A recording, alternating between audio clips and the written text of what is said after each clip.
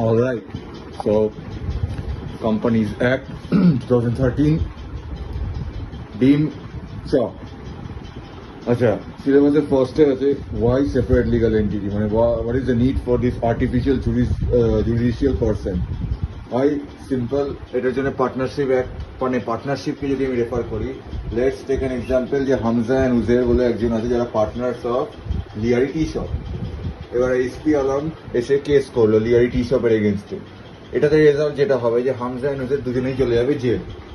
But similarly যদি আমরা একটা কোম্পানি খুলতে চাই, মানে কোম্পানির দিক থেকে দেখি, ধর এটা হলো হামজা অ্যান্ড উজের, ওরা একটা কোম্পানি খুলে Lyari private limited company. SP Alam এখন কনফিউজ যে কেস কিসপে করুক। এখন ও কেস কিসপে করুর জন্য রিজন হলো যে কেন এই কনফিউশনটা হচ্ছে, because company is not equals to the member. কেন? Because this company Lyari private limited is a separate legal entity. এটা একটা AJP, artificial judicial person. So Lyari private limited company হলো একটা কোম্পানি formed under the companies act 2013। So why separate legal entity? দেখো, simple একটু যদি কেউ বুদ্ধি লাগায়, আমি জানি যে যদি বড় বিজনেস হয়, একটা বিজনেস যখন গ্রো করে ও মেম্বার্স বাড়লে আজকে অ্যাকাউন্টেবিলিটি বাড়ে। সো লেটস সে এই এক্সাম্পলটাতে instead of 1 and 2 there are 100 partners যারা লিয়ারি টি শপকে চালাচ্ছে। পার্টনারশিপ একটা আমি ধরো লিমিটটা ধরে নিচ্ছি যে আমি 100 currently, just for the assumption 100 জন এই লিয়ারি টি শপে চালায়।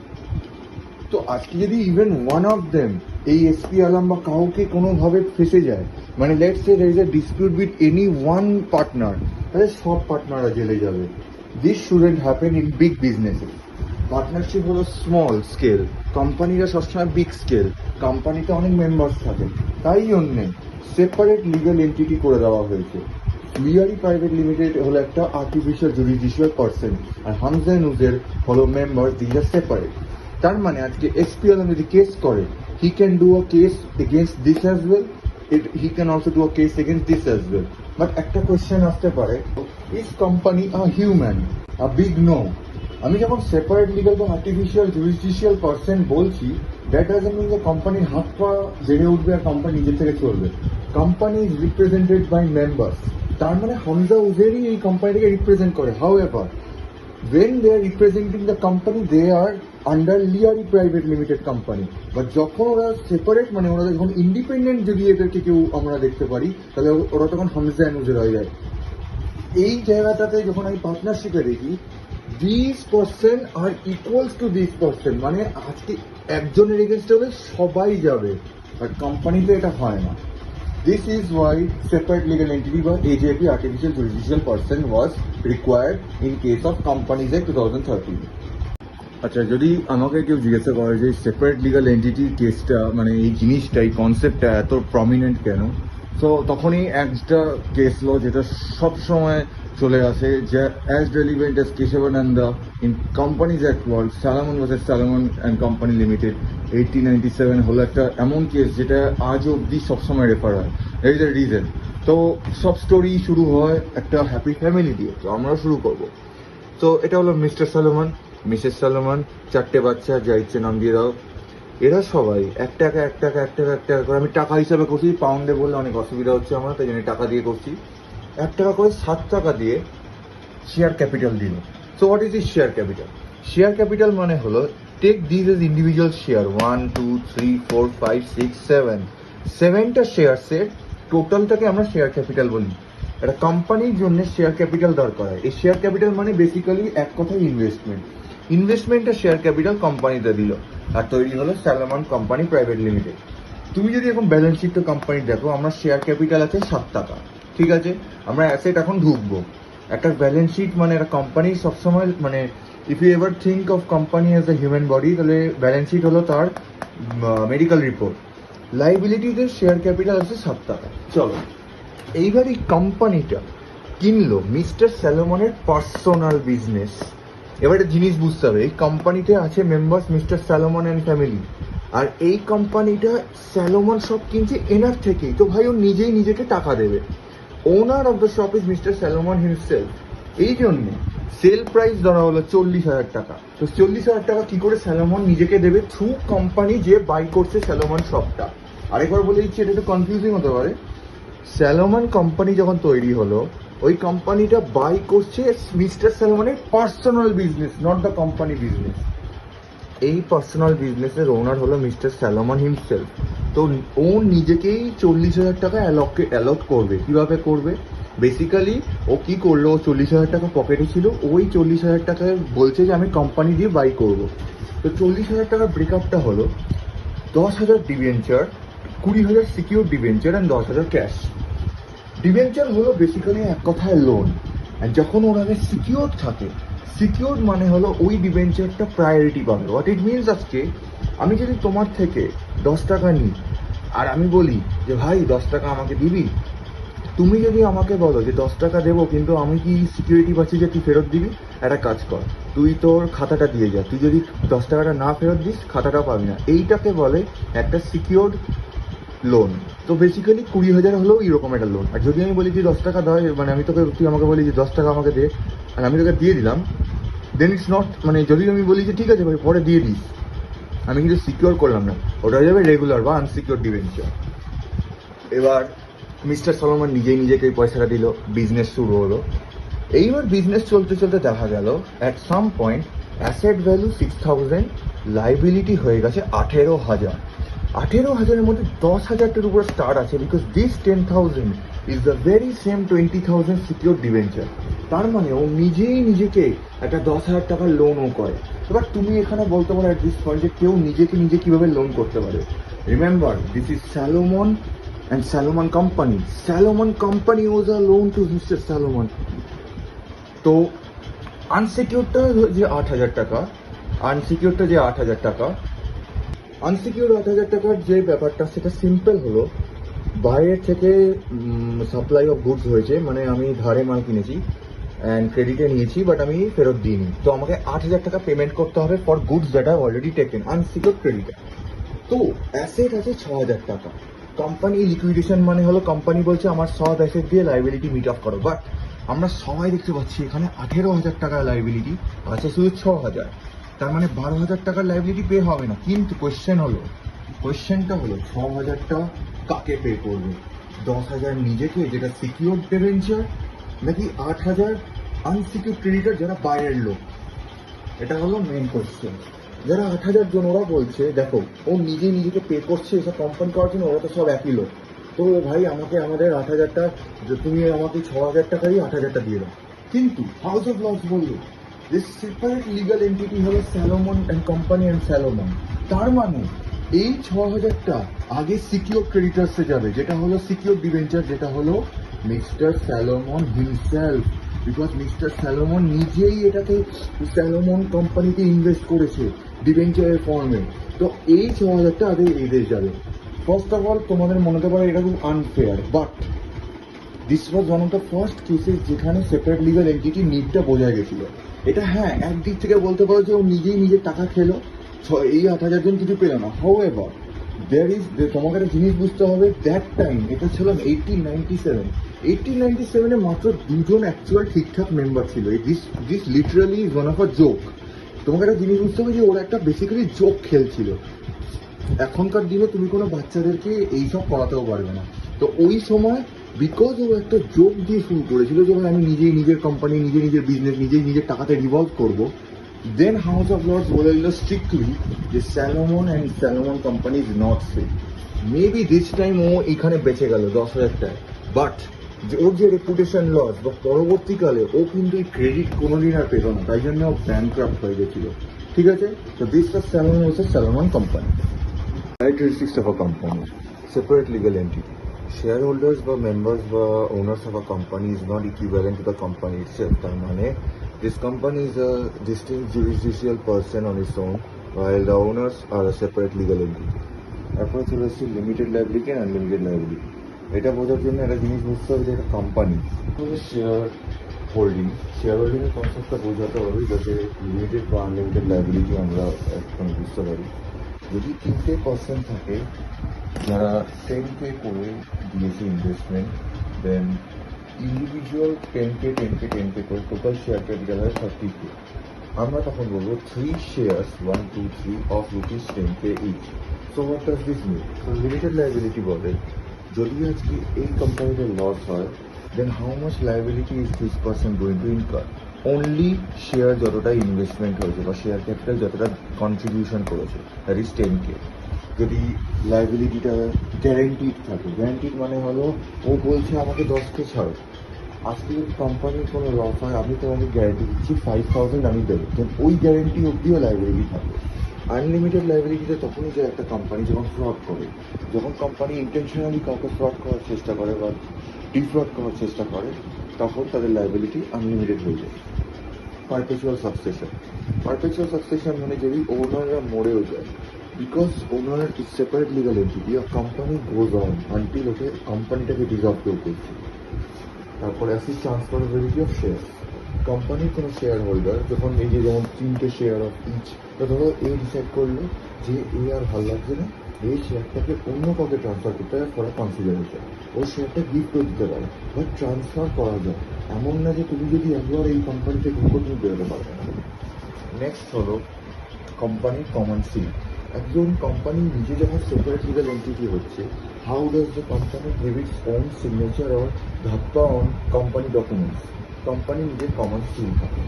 তারপর হলো company can acquire property on it's own name. ঠিক আছে, এই একটা ফিচার বেসিক্যালি সব ফিচারকে ক্রিয়েট করছে। তো দিস আর লাইক সব features of this main feature. Separate legal entity হলে কোম্পানি চাইলে কোনো জায়গায় নিজের নামে প্রপার্টি করতে পারবে। নিজের নামে প্রপার্টি করার সময় কোম্পানিকে কোম্পানি সিলকে অথেন্টিকেট করবে। And final last, company can also sue in its own name on any person or any other company on this planet. তার মানে company basically separate legal entity বলে ও অনেক কিছু একটা সব ফিচার পেয়ে যাচ্ছে। কোম্পানির অনেকগুলো টাইপস, যেগুলো টাইপসগুলোকে না বুঝে পরবর্তীকালে ফিচার্স বা ফরমেশনে কি অসুবিধা হতে পারে। So what are the different types of company? তো আমাদের ফার্স্ট ক্লাসিফিকেশন চলে আসে private limited and public limited company. Private limited company এক সোজা কথা ছোটো কোম্পানি, মিনিমাম 2 মেম্বার লাগে প্রাইভেট লিমিটেড শুরু করতে, আর ম্যাক্সিমাম 200 মেম্বার। তার মানে এটার একটা থ্রেশহোল্ড লিমিট আছে, যে থ্রেশহোল্ডের মধ্যে যদি ওরা থাকে ওরা প্রাইভেট লিমিটেড কোম্পানি হবে। এটা একটা ক্যাটাগরি স্মল বলেছি, স্মল কোম্পানি বলে আরেকটা জিনিস হয়, সেটা আমাদের এখন দরকার। বাট এইটা মনে রাখতে হবে, প্রাইভেট লিমিটেড মানে হলো মিনিমাম 2 জন, maximum 200 member. And most importantly, private লিমিটেডে তুমি পাবলিকের থেকে শেয়ারের সাবস্ক্রিপশন নিতে পারো। So what is this subscription of share? BSC NSC ব্যাপারটা শুনেছো আর কি। বিএসসি হলো বম্বে স্টক এক্সচেঞ্জ, এনএসসি মানে ন্যাশনাল স্টক এক্সচেঞ্জ। তো এই স্টক এক্সচেঞ্জে কি হয়, আমি তোমাকে এখন বললাম না যে প্রাইভেট আর পাবলিক কোম্পানি, এটা স্মল, এটা semi large. There are some categories of company which are called listed companies. এরা হলো জায়েন্ট। এরা লিস্টেড কারণ এরা একটা recognise stock exchange, that is BSC আর এনএসসিতে ওরা লিস্ট করা আছে। What is listing? ওদের stock, let's say RIL, Reliance industry limited, RIL এর একটা স্টকের ভ্যালু আমাকে দেখাচ্ছে এদের এখানে। তখন সাধারণ লোক যেমন আমি তুমি বলতে পারি উই ওয়ান্ট দ্য শেয়ার, আমাদেরকে এই পয়সাটা দিতে হবে, রিলায়েন্সের একটা শেয়ার আমার কাছে চলে আসবে। তখন এটা হয়ে যায় শেয়ার হোল্ডার। কোম্পানিজ অ্যাক্ট 2013 বলে যে তুমি যদি ইভেন 1 শেয়ার নাও, দেন তুমি একটা owner of the company. There are 2 kinds of thing. যদি তুমি আজকে কর্পোরেট ওয়ার্ল্ডে ভাবো যে ওনার মানে সব, না, ওনার মানে তুমি নিয়ারলি একটা শেয়ার বাই করেছো। মেজরিটি শেয়ার হোল্ডার্সরা হলো যারা কোম্পানিটা রান করে, যেমন আম্বানি বা আম্বানি পরিবারের নিকা আম্বানি, এরা রান করে। বাট তুমি যদি একটা শেয়ার নাও, তোমাকে every year annual general meeting বলে একটা জিনিস হয়, সেখানে তুমি বসতে পারবে আর তুমি আম্বানির সাথে ডিরেক্টলি কথা বলতে পারবে। যদি তুমি ইভেন 1 শেয়ার হোল্ডার নাও, প্রপার তুমি যদি নোটিশ দিয়ে দাও, তুমি কথাও বলতে পারবে। এবার চলে আসছি holding and subsidiary company. So what is a holding and subsidiary company? এটা বলে হোল্ডিং কোম্পানি, এটা subsidiary. But what are those? Holding company tata motors হলো একটা কোম্পানি যে আরেকটা কোম্পানির 51% ওর মোর শেয়ার থেকে কিনে রেখেছে। একটু আগে আমি বলেছিলাম যে company can buy property or buy places in its own name. Tata Motors holds more than 50% of Jaguar. তাই জন্য জ্যাগুয়ার কোম্পানিটা মরে যায়নি, বা জ্যাগুয়ার কোম্পানির মালিক এখন tata motors. Jaguar is a subsidiary company, tata motors is the holding company. যে কেনে বা যে কন্ট্রোল করে তাকে বলে হোল্ডিং, আর যে কন্ট্রোল হয় সে বলে সাবসিডিয়ারি। তো এবার একজন বলতে পারে what is Jio plus Hotstar. Jio plus হটস্টারকে আমরা বলি joint venture companies. Basically Jio হটস্টারকে কন্ট্রোল করে না, হটস্টার জিওকে কন্ট্রোল করে না, বাট দুজনে একসাথে হাত মিলিয়ে একটা কোলাবোরেশন টাইপ ডিল করেছে, যেখানে জিও হটস্টার একটা সিঙ্গেল কোম্পানি হয়ে গেছে। এটাকে আমরা বলি জয়েন্ট ভেঞ্চার বা মার্জার। আমাদের একটা কর্পোরেট ফিল্ড আছে যেটার নাম হলো এমএনএ, মানে merger and acquisition. This is called a merger. দুটো কোম্পানি মার্জ হয়ে গেল। Let's talk about a public sector undertaking, HPCL Limited. What is this? অনেক লোকেরা এটা হয়তো কনফিউজ করতে পারে যে government company is part of the government. না, this is a government company. এর মানে এর 51% or more share either state government বা সেন্ট্রাল গভর্নমেন্ট বা মিলিয়ে স্টেট আর সেন্ট্রাল কেনা আছে। তো HPCL is a government company, Maharashtra company.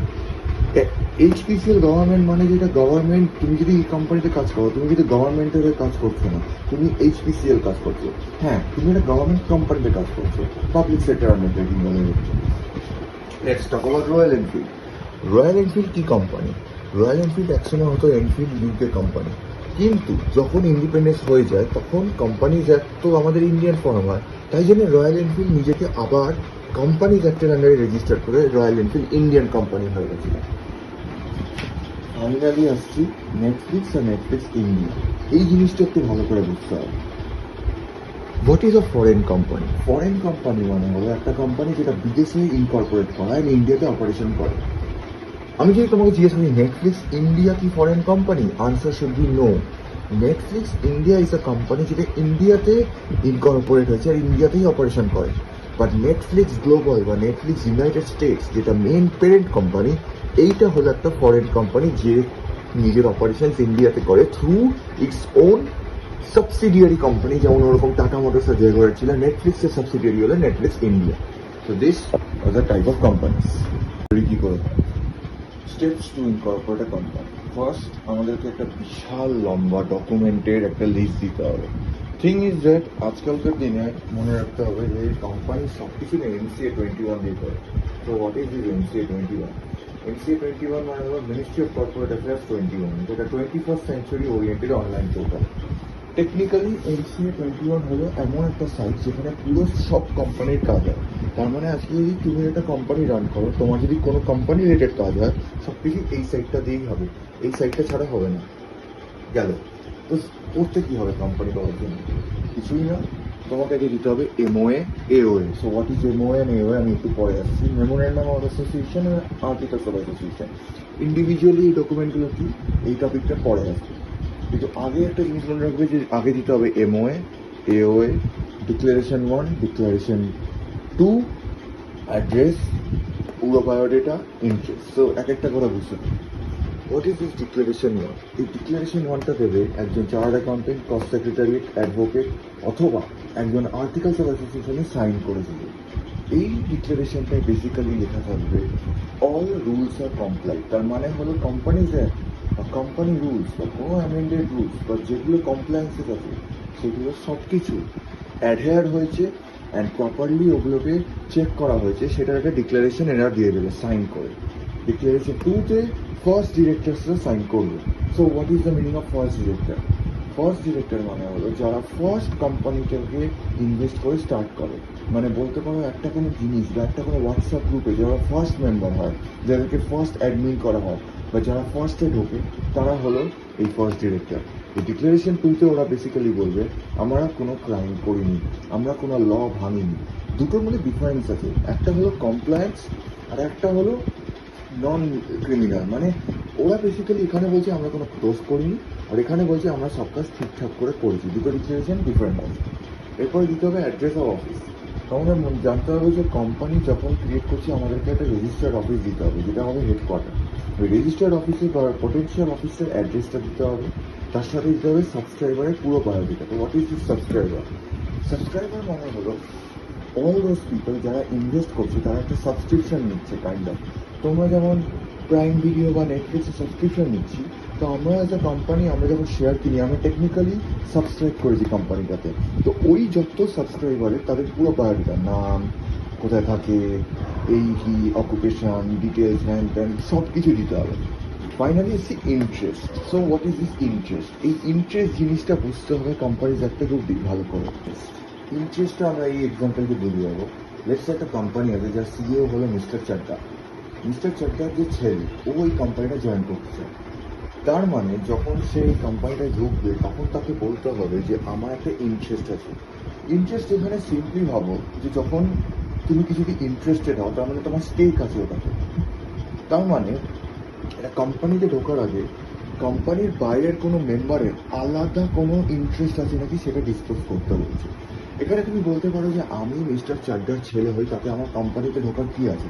However বুঝতে হবে, বিকজ তুমি মিস্টার চাড্ডার ছেলে, হতেও পারে মিস্টার চাড্ডা তোমাকে ফেভার করতে শুরু করে দিল, হতে পারে যে তুমি কোনো ভুল করছো মিস্টার চাড্ডা তোমাকে হেল্প করছে, বা ভাইস ভার্সা। তো এই জন্যে ফার্স্ট স্টেপে তোমাকে ইন্টারেস্টগুলোকে সব বলে দিতে হবে যে আমি এইরকম ইন্টারেস্ট রাখি, বা আমার এরকম ফ্যামিলি মেম্বাররা এখানে আছে কাজ করছে, বা আমার হয়তো টাকা পড়ে আছে তোমার কোম্পানির বা সামথিং। এই সব কিছু যখন দেবে এইগুলো চলে যায় ROC. What is this ROC? ROC হলো রেজিস্টার অফ কোম্পানিজ। আমাদের কোম্পানির একটা অ্যাটেন্ডেন্স রেজিস্টার থাকে যেটার নাম হলো আরওসি। আরওসিতে আমাদের যত কোম্পানি আছে ইন্ডিয়ার সব রিজিওনাল আরওসিতে নাম আছে। এই আরওসিতে নেম থাকা মানে তোমার কোম্পানিকে সার্টিফিকেশন দেওয়া হয়েছে। আরওসি তোমাকে ইস্যু করবে সার্টিফিকেট অফ ইনকর্পোরেশন। অফিসিয়ালি তোমার কোম্পানি এর যে ডেটটা দেওয়া ওই ডেট থেকে শুরু হয়ে গেল। তুমি পেয়ে যাবে একটা cin company. What is cin? আমাদের যেমন রোল নাম্বার হয় 1 থেকে 100 যত অব্দি আছে, সেই রোল নাম্বারের মতো কোম্পানির রোল নাম্বারকে বলে সিআইএন, কর্পোরেট আইডেন্টিটি নাম্বার। এবার এই অবধি কোম্পানি তৈরি হয়ে শুরু হয়ে গেছে। এখানে একটা জিনিস তুমি বুঝতে হবে, কোম্পানিজ অ্যাক্টে হাইয়েস্ট ফর্ম অফ পানিশমেন্ট বা হাইয়েস্ট ফর্ম অফ ক্রাইম হলো 447। What is this 447? সেকশন 447 হলো ফ্রড। আমি রিজন এখানে আরআইপি লিখেছি বিকজ ফ্রড হলো একটা এমন অফেন্স যেখানে কোম্পানি যদি ফাঁসে শেষ। এই সবকটা ডকুমেন্টসে যদি কোনো জায়গায় ভুল বা মিথ্যে বা মিসরিপ্রেজেন্টেশন বা পটেন্সিয়ালি ফ্রড করার জন্য তুমি মিথ্যে কথা লিখেছো, তাহলে তুমি 447-এর লায়াবল হয়ে যাবে। 447-এ যদি তুমি একবার চার্জ হও, মনে রাখতে হবে 447 is a non bailable and cognizable offence. তার মানে পুলিশ তোমার বাড়ি ঢুকে তোমাকে দড়ির মধ্যে ঝুলিয়ে জামা কাপড় যেভাবে ঝোলায় ওভাবে নিয়ে যেতে পারবে বাড়ি থেকে, তুমি যদি 447-এ ফ্রড করো। 447-এ ফ্রড এখানে তখনই হবে যদি তোমার এখানে কিছু ঘপলা থাকে। 447-এ ফ্রড হলে কী হবে? So NCLT, NCLT and SC এগুলো কি? সিম্পল কথায় যদি আমি বলতে চাই, আমাদের জুডিশিয়ারি যেটা হলো district court, high court, supreme court, আমাদের judiciary is more than capable enough to deal with companies act. However companies অ্যাক্টে এত কেস আসছিল যে ইটস লাইক যে ওভারওয়েলমিং হয়ে যাচ্ছিল, বিকজ আমাদের যে মেন জুডিশিয়ারি যে ডিস্ট্রিক্ট কোর্ট বা হাইকোর্ট বা সুপ্রিম কোর্ট, এদের শুধু কাজ কোম্পানিজ অ্যাক্টের কেস দেখা না, এদের আবার নানা রকমের আলাদা সিভিল আছে, ক্রিমিনাল আছে, অনেক কেস হয়। তো যেমন কনজিউমার প্রোটেকশনের জন্য একটা ফোরাম ক্রিয়েট করা আছে যে একদম state, district, national consumer forum দেওয়া, ওরকমই কোম্পানিজ অ্যাক্টে আছে হলো NCLT, national company law tribunal. National company law ট্রাইব্যুনালের অর্ডারকে তুমি যদি অ্যাপিল করতে চাও তার জন্য দেওয়া আছে এনসিএলটি, ন্যাশনাল কোম্পানি অ্যাপিলেট ল ট্রাইব্যুনাল। আর ওই অর্ডারটাকেও তুমি যদি অ্যাপিল করতে চাও তাহলে obviously highest appellate jurisdiction authority in the country supreme court আছে। তো এনসিএলটি যদি তুমি 447-এ ফ্রড মানে চার্জড হয়ে যাও আর তুমি যদি গিল্টি পাওয়া যাও, তাহলে এনসিএলটি তোমার কোম্পানিকে এদের বন্ধ করতে বলবে, চেঞ্জ ম্যানেজমেন্ট করতে পারবে, বলবে যে আরওসি থেকে নামটাকে রিমুভ করে দাও, অথবা এনি আদার অর্ডার যেটা এনসিএলটি ডিম ফিট করতে পারে। So memorandum of association. Memorandum of association হলো একটা ডকুমেন্ট যেটা যখন আমি কোম্পানিটা ক্রিয়েট করছি তখন আমার এই ডকুমেন্টটা সাবমিট করতে হয়। তো what is this memorandum of association? Memorandum of অ্যাসোসিয়েশনে বেসিক্যালি কয়টা ক্লজ থাকে, এই ক্লজের আন্ডারে কয়টা ডিটেলস আমাদেরকে প্রোভাইড করতে হবে। ফার্স্টে চলে আসছি name clause. So what is name clause? নামেই বোঝা যাচ্ছে নেম ক্লজ মানে নাম। কোম্পানির নেমটা হলো যে কী কোম্পানি, যেমন রিলায়েন্স ইন্ডাস্ট্রি লিমিটেড, টাটা, যেদিকেই দেখো বড় বড় company, Lenskart, Flipkart, Myntra, Amazon, যেদিকে ইচ্ছে মানে আমি যে খাবারটা খাই সেটা হলো যে কোম্পানির যে নেমটা, যে ডাবার হানি বা টাটা সল্ট বা যা ইচ্ছা যে কোনো জিনিসের, মানে এই যে ক্লাসিক বা আইটিসি, এই সব কিছু নেম, এই নেম ক্লজটার মধ্যে ওই নেমটা থাকবে একটা কোম্পানির এমওএতে, যে কী নেম দিয়ে কোম্পানিটাকে চেনা যাবে। কিন্তু কয়েকটা রুলস আছে। ফার্স্ট, আজে বাজে নাম দেওয়া যাবে না। মানে আজে বাজে নাম ইন দ্য সেন্স যে নামটা এগেনস্ট পাবলিক মোরালিটিতে যায় সেই নাম দেওয়া যাবে না। আইডেন্টিক্যাল নেম দেওয়া যাবে না। তোমার কোম্পানির নাম যদি এবিসি হয়, তুমি আরেকটা কোম্পানি অলরেডি এক্সিস্টিং আছে এবিসিতে, সেই সেম কোম্পানির নেমটাকে তুমি কপি করতে পারো না, তাহলে মিসম্যাচ হয়ে যাবে। মিসলিডিং দেওয়া যাবে না। মিসলিডিং ইন দ্য সেন্স কিছু কিছু, এর একটা বেস্ট কেস সিনারিও আমি বলবো, যেটা হলো, সো তোমাদেরকে আমি একটা জিনিস জিজ্ঞাসা করতে পারি, what is the difference in this ORS and ORSL? ORS হলো অ্যাকচুয়াল ওআরএস ড্রিঙ্ক, বাট একটা কোম্পানি ছিল যেটা ছিল ওআরএসএল, এটা মাঝে মাঝে অনেক দোকানে পাওয়া গেছিল, আর এরা এনার্জি ড্রিঙ্ক বলে বিক্রি করছিল। Here is a thing, ORS বিক্রি করার জন্য তোমাকে একটা মেডিকেল লাইসেন্স বা একটা সার্টিফিকেশান নিতে হয়। ওআরএসএল এর জন্য কিছু না, বিকজ ওআরএসএল কোনো জিনিসই না। ওআরএসএল কোম্পানিটাকে ইচ্ছে করে নাম দিয়েছে যাতে লোকেরা ভাবে যে এটা ওআরএস অ্যান্ড এনার্জি ড্রিঙ্ক কিনে, ওয়েন রিয়েলিটি ওরা ওআরএস পাচ্ছে না। এটাই হলো একটা ডিসেপটিভ কোম্পানি ট্যাকটিক। তো এখানে তাই জন্যই বলেছে যে আইডেন্টিক্যাল নেমস প্লিজ দেবে না, বা মিসলিডিং নেমস প্লিজ দেবে না। কোনো যখন কোম্পানি ক্রিয়েট করছি, আমাদেরকে তার লাস্টে লিমিটেড বা প্রাইভেট লিমিটেড কথাটা অ্যাড করতে হবে। যদি পাবলিক কোম্পানি হয় তাহলে লিমিটেড, আর যদি প্রাইভেট কোম্পানি হয় তাহলে প্রাইভেট লিমিটেড। এবার কয়েকটা টার্মস আছে বা কয়েকটা সার্টেন নেমস আছে যেগুলো একটা কোম্পানি কোনোদিন ইউজ করতে পারবে না। যেমন তুমি তোমার কোম্পানির নামে গভর্নমেন্ট বা প্রেসিডেন্ট অফ ইন্ডিয়া বা ইউনাইটেড নেশনস বা ওয়ার্ল্ড হেলথ, মানে এইরকম জাতীয় জিনিস বা এইরকম মানে তুই বুঝতে পারছো কোনো অ্যাডমিনিস্ট্রেটিভ বা গভর্নমেন্ট কোনো নেম বা পজিশনকে তুমি কোম্পানির নেম হিসেবে রাখতে পারবে না। এবার চলে আসছি রেজিস্টার্ড অফিস ক্লজ। যখন আমি সার্টিফিকেট অফ ইনকর্পোরেশন পেয়ে যাই, মানে সার্টিফিকেট অফ ইনকর্পোরেশনটা পেয়ে যাই, 30 ডেজের মধ্যে তোমাকে নিজের একটা রেজিস্টার্ড অফিসের লোকেশন বলতে হবে। So what is registered office location? আমি বলেছিলাম একটু আগে যে every company has to have a registered office. এই রেজিস্টার্ড অফিসের মধ্যে সব কাজ হবে, আর এখানে সব লেটার্স বা করেসপন্ডেন্স যাবে। 30 ডেজের মধ্যে যত ইনকর্পোরেশন হলো, উইদিন 30 ডেজ তোমাকে আরওসিকে নিজের রেজিস্টার্ড অফিস ক্লজটাকে জমা দিতে হবে। আর রেজিস্টার্ড অফিস যেখানে তুমি বলেছো সেইখানটাতেই করতে হবে। মাঝে মাঝে অনেক শেল কোম্পানিরা বেসিক্যালি রেজিস্টার্ড অফিস বলে তো তার একটা জায়গা আছে, বাট ওখানে কোনো অপারেশনস করে না। তো this place has to be something যেখানে অপারেশনস তো চলছে। এখানে একটা অ্যাডিশনাল স্ট্যাটিউট আছে, যেটা হলো companies amendment act 2019। Company act ভরে ভরে অ্যামেন্ড হয়েছে, কোম্পানি অ্যাক্টের রুলস ভরে ভরে এসছে, তাই জন্য যেগুলোকে বলে কোম্পানি রুলস 2014 থেকে শুরু হয়েছে। ওইখানটার ভেরিফিকেশন হয় এই জায়গাটার আন্ডার 10-এ। এটা বেশি ডিটেলে যাওয়ার কোনো দরকার নেই, এটা কোম্পানির একটা পার্টি নেই, এটা একটা অ্যামেন্ডেড পার্ট। কারোর ইচ্ছে হলে পড়তে পারে হোয়াট ইজ 10-এ। 10-এর মধ্যে অনেক কটা বেসিক্যালি বলা আছে যে তোমাকে একটা ডিক্লারেশন দিতে হবে by the articles of association যারা সাইন করেছে, যে তোমার এই রেজিস্টার্ড লোকেশনটা একদম পারফেক্টলি ফাইন অ্যান্ড এইখানটা ভেরিফাইড আছে, আর তুমি সব রুলস ফলো করেছো। বেসিক্যালি আরেকটা step of verification and compliance, এটাকে 180 ডেজের মধ্যে দিয়ে দিতে হয়। नेक्स्ट चले আসছি অবজেক্ট ক্লজ। অবজেক্ট ক্লজ মানে কিসকে লিয়ে স্টার্ট কিয়া থা, ওয়াই কেন কোম্পানি শুরু করেছো। সাম কোম্পানি, এটার একটা রিজন আছে। ধরো আজকে তুমি হলে একজন যে ইনভেস্ট করতে চাও কোথাও একটা, তো ইনভেস্টমেন্ট করা খুবই ইজি, তোমার কাছে টাকা আছে, তুমি ইনভেস্ট করে দাও।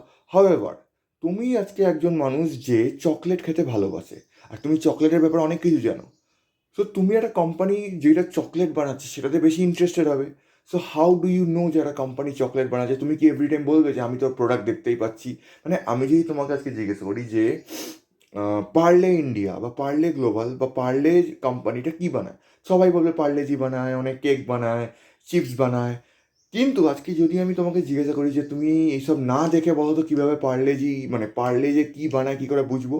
আমরা তখন পার্লের অবজেক্ট ক্লজ খুলবো, এমও এর মেমোরেন্ডাম অফ অ্যাসোসিয়েশন একটা পাবলিক ডকুমেন্ট। এই ডকুমেন্টটা যে কোনো পাবলিক অ্যাক্সেস করতে পারে, অ্যান্ড এই অবজেক্ট ক্লসে লেখা থাকবে কেন কোম্পানিটা শুরু করা হয়েছিল। একটা জিনিস মাথায় রাখতে হবে, বিকজ এই কোম্পানিটা একটা কোম্পানিজ অ্যাক্টের আন্ডারে রেজিস্টার্ড হবে, এই অবজেক্ট ক্লজ যেন কোনো দিন এই কোম্পানিটা না ভাঙে। হুইচ মিনস দ্যাট আজকে পারলে চাইলেই উঠে গাড়ি টানাতে পারবে না, বা আজকে মারুতি সুজুকি হুট করে ভাববে যে আজকে আমি আজকে পাউরুটি বানাতে শুরু করবো, সেটা পারবে না, because of this object clause. Object ক্লজের যে অবজেক্টটা আছে সেটাকে আইদার মানো, আর তুমি যদি চেঞ্জ করতে চাও আগে অবজেক্ট ক্লজ চেঞ্জ করো by altering the memorandum of association, সেটা পরে আসছি। এরপরে আসছি আমাদের association clause and liability clause. So বহুতই সহজ। লাইবিলিটি ক্লজ বেসিক্যালি বলে যে কোম্পানিটা কি লিমিটেড বাই শেয়ার্স না গ্যারেন্টি। শেয়ার লিমিটেড মানে হলো আমি তুমি তিনজন মিলে যদি 10,000 টাকা করে দিই তাহলে ওই 10,000 টাকাই আমার লাইবিলিটি হবে।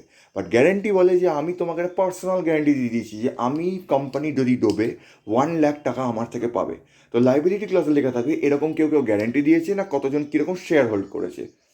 ফাইনালি আসছে হলো অ্যাসোসিয়েশন ক্লজটা। লাস্টে পড়াটা বেশি ভালো, বিকজ তার আগে আমাদের বুঝে নিতে হবে ক্যাপিটাল ক্লজ। ক্যাপিটাল ক্লজটা বোঝার জন্য আমি আরেকবার বলে দিচ্ছি what is a share capital. কোম্পানিতে যখনই তুমি বসে বসে টাকা ইনভেস্ট করো সেই টাকাটাকে একসাথে আমরা বলি share capital. So what is authorise share capital. আজকে একটা কোম্পানি যদি রান করছি আমি, হতেও পারে যে পরবর্তীকালে আমি টাকা চাইতে পারি, তো আমাকে আরওসিকে একটা লিমিট বলে দিতে হয়। What is this limit? 10,000 shares into 10 each 1,00,000 is my authorised, which means আমার কোম্পানিতে আমি যাই করি আমি 1,00,000 অবধি টাকা রেজ করতে পারবো বা টাকা ইনভেস্ট করতে পারবো ইন শেয়ার ক্যাপিটাল। এইটা হলো অথরাইজ, মানে এটা হলো আমার লিমিট, আপার লিমিট। বাট তুমি বলতে পারো যে তার মানে এভরি টাইম আমি কোম্পানি খুলে এই লিমিট অবধি যাবো, বলবো না। আমরা তখন ইস্যুড নমিনাল ক্যাপিটালটা দেখবো, উইচ মিনস যে আমরা কারেন্টলি কত টাকা লাগিয়েছি। 5,000 শেয়ার্স ইন্টু 10 50,000, তো কারেন্টলি আমরা 50,000 টাকা লাগিয়েছি বলে এটার নাম হলো ইস্যুড নমিনাল ক্যাপিটাল। এবার আমাদের কোম্পানিটা যদি ট্রেডেড হয়, এনএসসি বা বিএসসিতে ট্রেডিং হয় আর আমাদের কোম্পানির শেয়ার ভ্যালুটা ফ্লাকচুয়েট করে, তো ধরো আজকে আমাদের কোম্পানির কারেন্ট মার্কেট ভ্যালু হলো 14 টাকা চলছে বিএসসিতে, তো আমার market value of my company বা শেয়ার ক্যাপিটালটা হয়ে যাবে 5,000 ইন্টু 14 70K। এটা হলো ক্যাপিটাল ক্লজ। ক্যাপিটাল ক্লজে বেসিক্যালি তোমাকে authorise share capital, nominal capital, issued capital আর নানা রকমের ভেরিয়াস মানে ক্যাপিটাল রিলেটেড ডিসক্লোজারগুলো দিয়ে দিতে হবে যে কত টাকার তুমি ক্যাপিটাল নিতে চাইছো আর কত টাকার তুমি ক্যাপিটাল কারেন্টলি নেবে। ফাইনালি এটাতে শেষ করব অ্যাসোসিয়েশন ক্লজে। সো অ্যাসোসিয়েশন ক্লজ বলে হাম সব সাথ মে হ্যাঁ, উইচ মিনস যে অ্যাসোসিয়েশন ক্লজে সব এই এই যে এত কিছু আমরা দেখলাম, যত আর্টিকেলস অফ অ্যাসোসিয়েশন আছে তারা বেসিক্যালি এখানে একটা ডিক্লারেশন দেবে যে আমরা সব কিছু অ্যাডার করেছি, আমরা সব রুলস ফলো করেছি, অ্যান্ড এই যা যা যা যা আমরা দিয়েছি এগুলো সব হলো ট্রু অ্যান্ড ফেয়ার, অ্যান্ড আমরা পুরো আমাদের নলেজে true to the fact stay করেছি। ইনসাইড আ কোম্পানি মানে হোয়াট ইজ, মানে একটা কোম্পানির মধ্যে হয়টা কি? কোম্পানির সবচেয়ে উপরে বসে থাকে CEO, CFO, CLO, MD, ID. What is CEO? Chief executive officer, সবার boss. Chief financial officer, chief legal officer, CTO হয়, চিফ টেকনিক্যাল, অনেক পজিশন হয়। এমডি মানে হলো ম্যানেজিং ডিরেক্টর, আইডি মানে হলো ইন্ডিপেন্ডেন্ট ডিরেক্টর। এরা সবাইরা মিলে ক্রিয়েট করে the board of directors. Board of directors day to day management করে, মেজর ডিসিশনস নেয়, মানে কী কী কোথায় কী লোকেশনে কী সেল হচ্ছে বা এইসব দেখা সাক্ষাৎ করে। ডিফারেন্ট ডিফারেন্ট বড় বড় কোম্পানির ভরে ভরে বোর্ড অনেক মেম্বাররা থাকে। তো একজন জিজ্ঞাসা করতে পারে, sir are this the owners of the company? না, অলওয়েজ আমাদের মনে রাখতে হবে কোম্পানিজ অ্যাক্টে share holders are the owner of the company. তার মানে আমি বলেছি আগেও যে even if you buy a single share of any company, একটা শেয়ার কিনলে 10 টাকারও, you are an owner, but these are the majority share holders. এরা মেজরিটি শেয়ার হোল্ড করে বলে এরা কোম্পানিটাকে কন্ট্রোল করতে পারে, বাট ওনার্স হলো অল শেয়ার হোল্ডার্স। তো এই বোর্ড অফ ডিরেক্টরসরা ম্যানেজ করছে, কিন্তু আমাদের যেমন স্কুল বা কলেজে পেরেন্ট টিচার মিটিং হয়, কোম্পানিতে হয় annual general meeting. Every year একবার করে অ্যানুয়াল জেনারেল মিটিং হয়, just like the PTM, parent teacher meeting. এইখানে সব শেয়ার হোল্ডাররা এজিএমে মিট করে। মাঝে মাঝে এটা অনলাইন হয়, মাঝে মাঝে অফলাইন হয়। বড় বড় কোম্পানির অনলাইন করে দেয়, কারণ অত লোকদের পৃথিবীতে মানে পুরো ওয়ার্ল্ডে অনেক মেম্বার্সরা আছে, সবাইরা তো আসতে পারবে না। Sometimes members can be a company itself, কারণ আমি অলরেডি বলা হয়ে গেছে যে কোম্পানি ক্যান সু in its own name and company can purchase in its own name. তো কোম্পানিরা নিজেরাও নিজেদেরকে রিপ্রেজেন্ট করতে হয় এই মিটিংটাতে।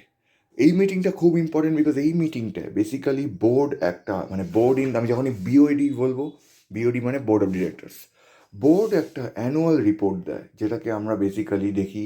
তুমি যদি কোনো কোম্পানির অ্যানুয়াল রিপোর্ট খুঁজতে চাও, তোমাকে ওই কোম্পানির ফিনান্সিয়াল ইয়ারটা দিয়ে কোম্পানির ওয়েবসাইটে যেতে হবে, আর ওই ওয়েবসাইটে লেখা থাকে, এই অ্যানুয়াল রিপোর্টে লেখা থাকে যে এই সারা বছরে কে কী সেল করলো, কোথায় কী নতুন দোকান খুললো, কোরকম অপারেশনস হলো, মার্কেট ভ্যালু কোথায় যাবে, বা ওরা কি নতুন কোনো ইনভেস্টমেন্ট আনছে।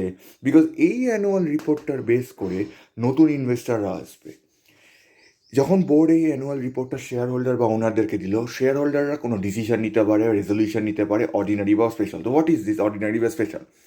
অর্ডিনারি রেজলিউশন মানে হলো মেজরিটি পিপল ইন মানে মেজরিটি শেয়ার হোল্ডাররা ইয়েস বলে দিয়েছে, which means that more than 51% have said yes. But special resolution মানে হলো 75% হ্যাজ সেড ইয়েস। তো এটা 50, এটা 75, 50, 75। এবার আসছি ইপিএস হাই। এইখানটা একটা জিনিস বলবো যেটা আউটসাইড দ্য বুকস। একটা কোম্পানি পিওরলি এক্সিস্ট করে এইটার জন্যে। What is EPS? Earning per share. এই ইপিএসটা হলো ওই স্টক প্রাইস যেটা এনএসসি বা বিএসসিতে সারাক্ষণ ট্রেডিং চলে। আজকে অ্যাজ আ পার্সন মানে আমি বা তুমি রেগুলার সিটিজেন কী করে এই ইপিএসটা কাজে লাগাতে পারি, এইটার জন্য একটা ছোট্ট এক্সাম্পল। সো লেটস অ্যাজিউম যে আমি এই ইপিএসটা 10 টাকা যখন চলছিল তখন আমি 10,000 টাকা ইনভেস্ট করেছি। কিভাবে? আমি 1000টা শেয়ার্স কিনে নিয়েছি, 10 টাকার EPS. So 10 × 1000 equals to 10,000, right?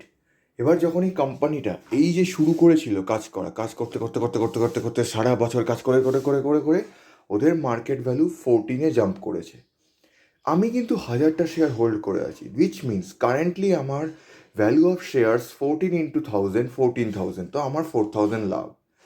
এই জন্যে এই সিম্পল কারণটার জন্যে পুরো পৃথিবী পাগল হয়ে যায়। এই শেয়ার মার্কেট, এই স্টক মার্কেট, এই তেলের দাম, কারেন্টলি যে যুদ্ধটা হচ্ছে এটাও পিওরলি ইপিএসেরই খেলা। বিকজ তেলের সাপ্লাই কমছে, তেলের দাম বেড়ে যাচ্ছে। অনেক লোকেরা যারা ইনভেস্ট করেছিল তারা যদি তেলের দামটার এগেনস্টে বেট করে থাকতো তাহলে আজকে মিলিয়নেয়ার হচ্ছে, আর যারা তেলের দামটার ফরে বেট করেছে তারা আজকে ভিখারি হয়ে যাচ্ছে। এটাকেই বলে বেয়ার বা বুলিশ সিস্টেম। বেয়ার মানে আমি ভাবছি ওটা নিচে নামবে, বুল মানে আমি ভাবছি উপরে উঠবে। ডিপেন্ডিং অন দিস ভোরে ভোরে সারা পৃথিবীটা চলে। এই ইপিএসের খেলাটাই হলো পুরো পৃথিবীকে চালাচ্ছে। এবার আসছে একটা ছোট্ট জিনিস, what is ultra virus? Ultra virus concept basically বলে বিয়ন্ড ইয়োর স্কোপ। তার মানে হলো আজকে আমি আল্ট্রা ভাইরাস বোঝানোর জন্য একটা জিনিস বুঝতে পারি যে কারা কারা আল্ট্রা ভাইরাস করতে পারবে। বোর্ড একটা কোনো কাজ করলো যেটা বিয়ন্ড দেয়ার স্কোপ, সিইওর ওটা স্কোপে ছিল না, তার মানে কি কোম্পানিটা ডুবে যাবে? না। যখন বোর্ড অফ ডিরেক্টরস শেয়ার হোল্ডারের কাছে এলো, শেয়ার হোল্ডার দেখলো যে ঠিক আছে, বোর্ড একটা আল্ট্রা ভাইরাস অ্যাক্ট করেছে beyond it scope, but we can ratify it. So board can ratify ultra virus যদি মানে বোর্ডের আল্ট্রা ভাইরাস র্যাটিফাই হতে পারে বাই শেয়ার হোল্ডার্স যদি শেয়ার হোল্ডার্সের এই মিটিংটায় রেজলিউশন বলে যে হ্যাঁ ঠিক আছে অসুবিধা নেই। কিন্তু যদি এই মিটিংটায় এমন কোনো ডিসিশন নেওয়া হয় যেটা হলো আল্ট্রা ভাইরাস মানে কোম্পানি আল্ট্রা ভাইরাস করলো, তাহলে কিন্তু 447-এর চার্জ হয়ে যাবে, তখন কেউ র্যাটিফাই করতে পারবে না। Articles of association. যদি আমরা আর্টিকেলস অফ অ্যাসোসিয়েশনটাকে দেখি যে what is this articles of association, articles of অ্যাসোসিয়েশনটাকে আমরা কোম্পানি যখন ইনকর্পোরেট করে বা কোম্পানি যখন স্টার্ট করে তখন আমাদেরকে আরওসিকে জমা দিতে হয়। তো আর্টিকেলস অফ অ্যাসোসিয়েশনে কী কী থাকে? এখানে শেয়ার ক্যাপিটাল থাকে যেটা হলো বেসিক্যালি কত টাকা ইনভেস্ট করে তুমি ঢুকেছো। লিয়েন থাকে। So what is a Leyen? Leyen মানে হলো চার্জ। আজকে যদি কোম্পানি কোনো অ্যাসেট লোনে নেয় বা কোনো যদি লোন নেয়, আমি যদি ধরে নিচ্ছি কোনো লোন নিচ্ছে আর ওই লোনটা নেওয়ার জন্যে যদি কোনো অ্যাসেট অফ দ্য কোম্পানিতে চার্জ ক্রিয়েট করে সেটাকে বলে লিয়েন। Call on share. এই কল অন শেয়ার ব্যাপারটা ইন্টারেস্টিং আছে। ফার্স্ট অফ অল একটা জিনিস বুঝতে হবে, যদি আজকে আমি কোম্পানি থেকে ইস্যু করি 100 × 1000 মানে 1,00,000 শেয়ার ক্যাপিটাল, তার মানে আমি বলছি আমার 1000টা শেয়ার হোল্ডার চাই। আমার এক একটা শেয়ারের দাম হলো 100 রুপিস। আমি 1000 জন শেয়ার হোল্ডারকে বলছি ভাই তুমি এসে আমাকে প্লিজ 1,00,000 টাকা দাও।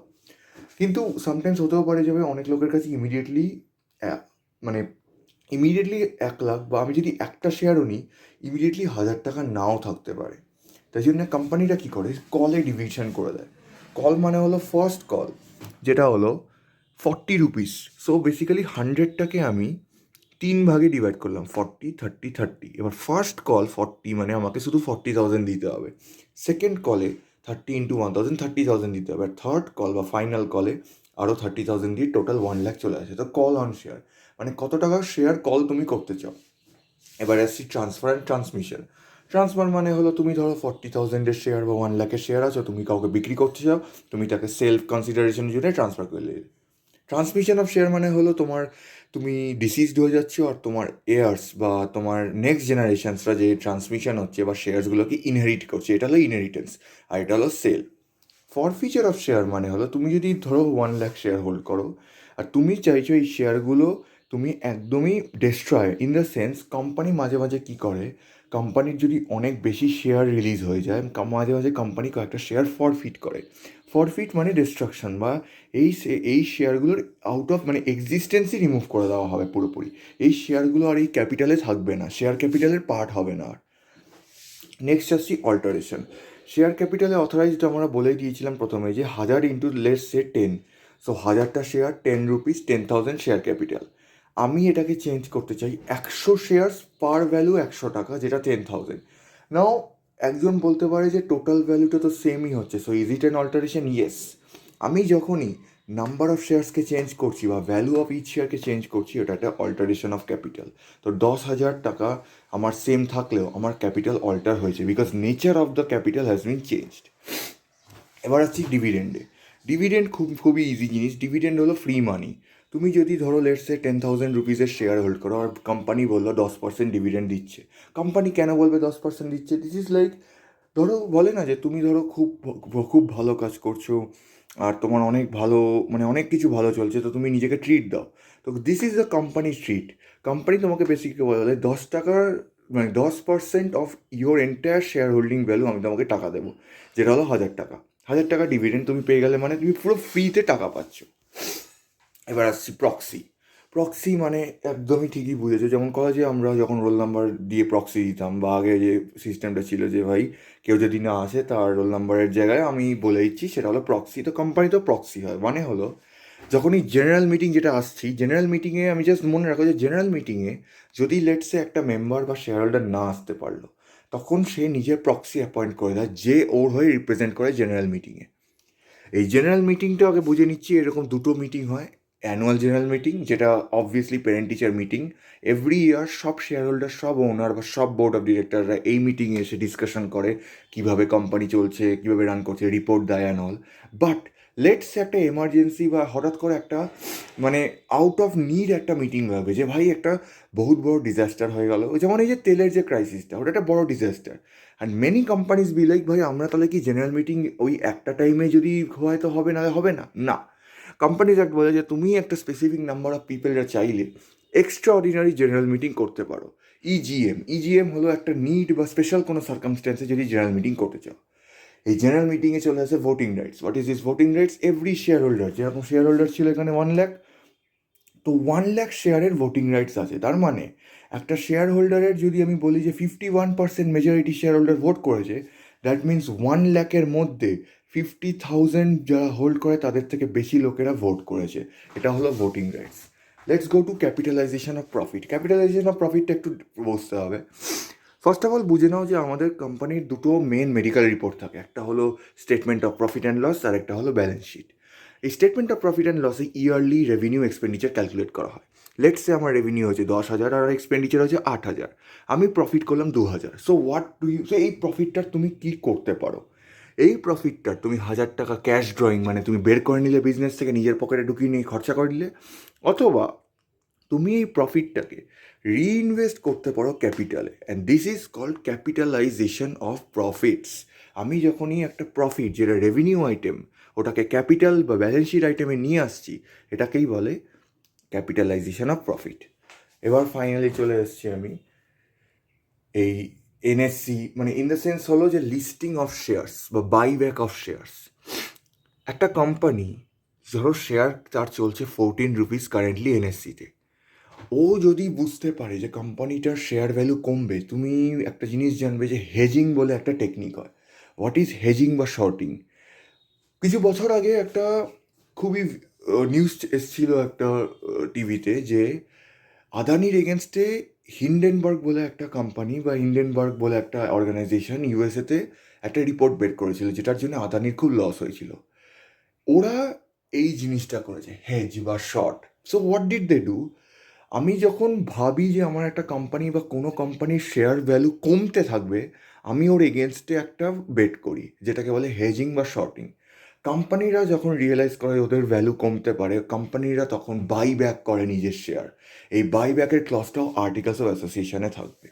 সো এই পুরো জিনিসটা, এন্টায়ারিটি অফ জিনিসটা আর্টিকেলস অফ অ্যাসোসিয়েশনের পার্ট। একটা জেনারেল টার্মস যেগুলো কোম্পানিজ অ্যাক্ট পড়ার সময় কাজে লাগবে। একটা হলো auditing standards and accounting standards. So what are this standards? আমরা কোম্পানিজ অ্যাক্টে যখনই অ্যাকাউন্টিং করি যখনই কোম্পানিজ অ্যাক্ট পড়ার সময় লেখা থাকবে অ্যাকাউন্টিং স্ট্যান্ডার্ড বা অডিটিং স্ট্যান্ডার্ড, তখনই জানতে হবে যে আমাদের ইন্ডিয়াতে অ্যাকাউন্টিং স্ট্যান্ডার্ড বলে একটা স্ট্যান্ডার্ড হয়, যেটা বেসিক্যালি বলে যে একটা অ্যাকাউন্টিং কী করে করতে হবে।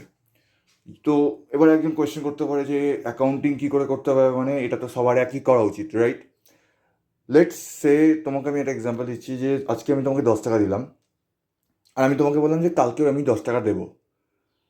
দের are two ways to approach this. একজন বলতে পারে যে কালকে তো আমাকে প্রমিস করেছে, তার মানে ও আমাকে 10 টাকাটা দেবে, তো আমি আজকে কি বলতে পারি আমি 20 টাকা পেয়ে গেছি? আরেকজন বলবে যে না ভাই, আজকে আমি 10 পেয়েছি, কালকেরটা কালকে দেখবো, তো আমি আজকে 10 টাকাই পেয়েছি রেভিনিউ। তো এখানে একটা ডিফারেন্স ক্রিয়েট হলো নাও। এবার প্রথম অ্যাট ফার্স্ট গ্ল্যান্স মনে হয় যে আমি যদি কালকেরটা 10 টাকাটা এখন অবধি না পাই, আমি কী করে বলতে পারি যে আমি 10 টাকা রেভিনিউ আজকে পেয়ে গেছি, অ্যাডিশনাল 10 টাকাটা? মানে আমার অলরেডি 10 টাকা আছে, বাট আমাকে যদি কেউ বলে যে কালকে আবার দেবো, আমি সেটা কিভাবে আজকে বলতে পারি যে আজকে রেভিনিউটা হবে? এই পুরো পৃথিবীটা একটা জিনিসে চলে যেটার নাম হলো ক্রেডিট। আজকে যদি ক্রেডিট পৃথিবী থেকে উড়ে যায়, আমাদের ইকোনমিক পুরো সিস্টেম শাটডাউন হয়ে যাবে, আমরা অলমোস্ট পুরো রিসেশনে চলে যাব। এই ক্রেডিটের পুরো ব্যাপারটা হলো যে বিশ্বাস, যে আমাকে যদি কেউ বলে যে আমি তোমাকে 2 দিন পর দেবো, সেটা আমাকে বিশ্বাস করতে হবে যে হ্যাঁ ও দেবে। যদি তুমি ক্রেডিটটাকে না বিশ্বাস করো, তাহলে তুমি ইকোনমিক্স বা কমার্সে ঢুকতেই পারবে না। অ্যাকাউন্টিং স্ট্যান্ডার্ড বলে এইরকম ক্রেডিট যখন আসে বা এইরকম রকম অ্যাকাউন্টিং হয়, এই অ্যাকাউন্টিং স্ট্যান্ডার্ডগুলো ভরে ভরে আছে। অলমোস্ট অ্যাবাউট 100-200টার মতো অ্যাকাউন্টিং স্ট্যান্ডার্ডস আছে। এই অ্যাকাউন্টিং স্ট্যান্ডার্ডসগুলো বেসিক্যালি গাইড করে যে তুমি যদি কোনো রেভিনিউ বা এক্সপেন্ডিচার বা ক্যাপিটাল কীভাবে শো করবে বুকসে। আমি এক্সাম্পল নিয়েছি AS1 অ্যান্ড AS10। AS1 বলে ডিসক্লোজার, যখন ইউর কোম্পানির অ্যাকাউন্টস করছে তোমাকে সব কিছু ডিসক্লোজ করতে হবে, যে কোনখানে কী, কে কী কী কী সব কিছু। আর AS10 হলো plant machinery in equipment, PPE। Basically PPE বলে যে একটা ফিক্সড অ্যাসেট বা মেশিন যখন তুমি কিনছো, কীভাবে ওটাকে বুকসে দেখাবে। তো what is auditing standards? Auditing standards companies অ্যাক্টে তখনই ইউজ হবে যখন বলবে যে অডিট করার সময় certain rules has to be followed. SA 230 হলো quality and quantity of auditing. SA 530 হলো গোয়িং কনসার্ন। এটা কয়েকটা টার্ম শুধু মনে রাখতে হবে। এটা কোম্পানিজ অ্যাক্ট পড়ার সময় সামটাইমস এগুলোকে রেফার হয়। জাস্ট টু আন্ডারস্ট্যান্ড কেন রেফার হচ্ছে আমি বলে দিলাম। এবার আসি ফাইন্যান্সিয়াল স্টেটমেন্ট। ফাইন্যান্সিয়াল স্টেটমেন্টস হলো বেসিক্যালি এভরিথিং যেটা কোম্পানি করে, তুমি যদি বলে অঙ্কের মধ্যে দেখাতে, সেটা হলো ফাইন্যান্সিয়াল স্টেটমেন্ট। ফাইন্যান্সিয়াল স্টেটমেন্টের 3টে পার্ট হয়: balance sheet, profit and loss and cash flow. Balance sheet হলো ইয়ার এন্ড মেডিকেল রিপোর্ট। এর মধ্যে তোমার লাস্ট ইয়ার এন্ডে এক একটা জিনিসের ভ্যালু কতটা আছে সেটা ব্যালেন্স শিটে আছে। PL বলে সারা বছর এই ভ্যালুটা কী করে এলো, তার মানে ব্যালেন্স শিটে যদি লেখা থাকে যে আমার অ্যাসেটের দাম এত, PL বলবে যে কীভাবে অ্যাসেটের দামটা এত এলো। আর ক্যাশ ফ্লো বলে হলো যে ক্যাশ, মানে ক্যাশ।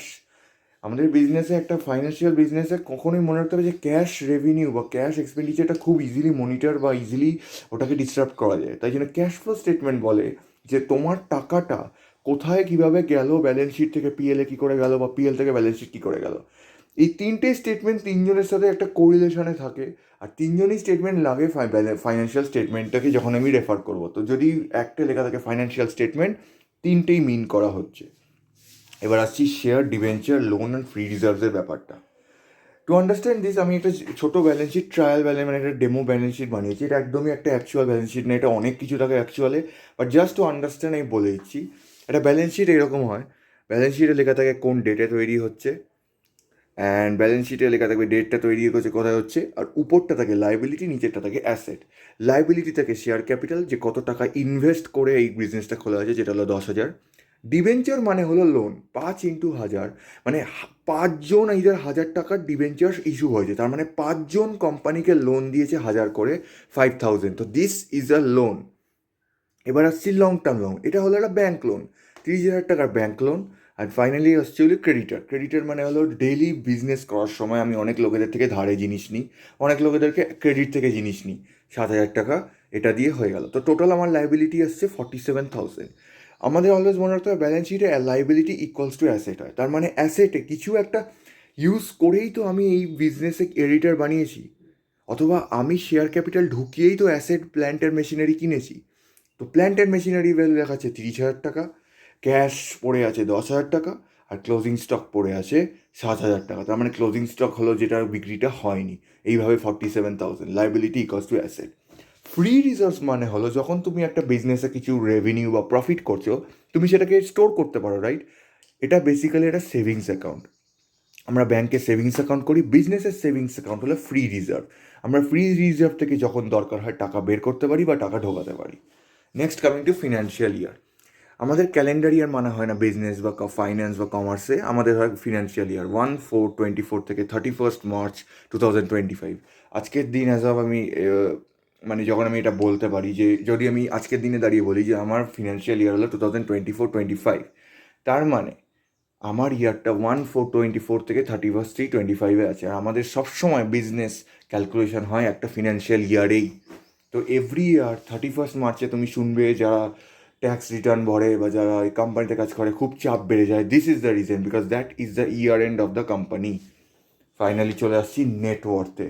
নেটওয়ার্থ মানে হলো শেয়ার ক্যাপিটাল প্লাস নন কারেন্ট লাইবিলিটি। নেটওয়ার্থ মানে ইন দ্য সেন্স তোমার বিজনেসকে যদি আমি আজই বিক্রি করি আমি কত টাকা পাবো। আর ফাইনালি কেএমপি, কি managerial person, CEO, CS, CFO, MD, মানে হাই এন্ড যারা, মানে বেসিক্যালি যারা ম্যানেজমেন্ট বা অপারেশনসে আছে, বোর্ড অফ ডিরেক্টরসের উপরে যারা বসে।